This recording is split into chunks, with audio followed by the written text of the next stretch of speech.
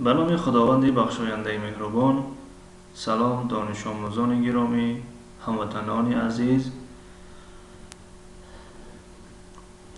درس 28 است از سلسله درس های عربی برای نوآموزان. الفبای زبان عربی حرف ها. خب این حرف ها و یک های دیگر هم داریم و ها است، یعنی حی حلقی میگویم وی رو حی حلقی و این ها وی ها است و این ها است.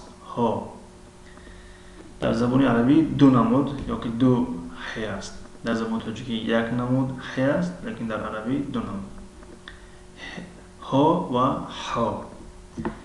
خب هاتف هاتف هاتف هاتف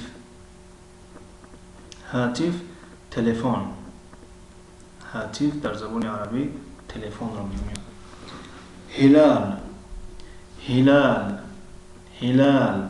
برای نوآموزان گفتیم این تنوین ها رو اگر ذکر کنیم، خب هاتفون هاتفون هاتفون تلفن.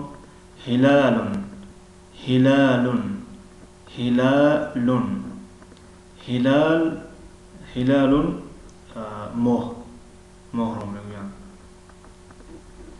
خب هدهد هدهد هدهد هدهد هدهد در فرهنگ ها یا که قاموس ها بگیم یا که به زبان روسی سلاور نگاه کردیم، هدهد هم هست و شانه سرک. عجیب کلمه شانه سرک شانه سرک.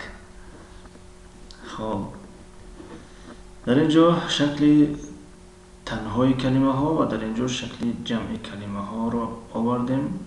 هاتفون جمعش هواتفون هواتفون. هلالون جمعش اهلتون اهلتون اهلتون. هدهد هدهد هدهدون یا که هدهد هدهدون جمعش هداهدون هداهدون هداهدون و هداهیدون هداهیدون هداهیدون. یعنی که قریب یک خیل تلفظ کرده می شوند، اما در زبان عربی حرف الف و واو و یا حرف های مد هستند، یعنی که پیش از الف اگر فتحه یا که ما زبر میگوییم فتحه آید کمی دراز کشیده می شود و بعد از کسره یا آید کمی دراز کشیده می شود و بعد از پیش یا که ضمه میگویند اگر واو آید کمی دراز کشیده می شود. برای اینجا هداهدون هداهدون و در اینجا هداهیدون هداهیدون هداهیدون. خب در اینجا طرز خواندن کلمه ها و حرف های تاجیکی آورده شده است، میتونید از اینجا هم استفاده کنید. خب این بود درس 28. تا درس های نوبتی. خدا نگهدار.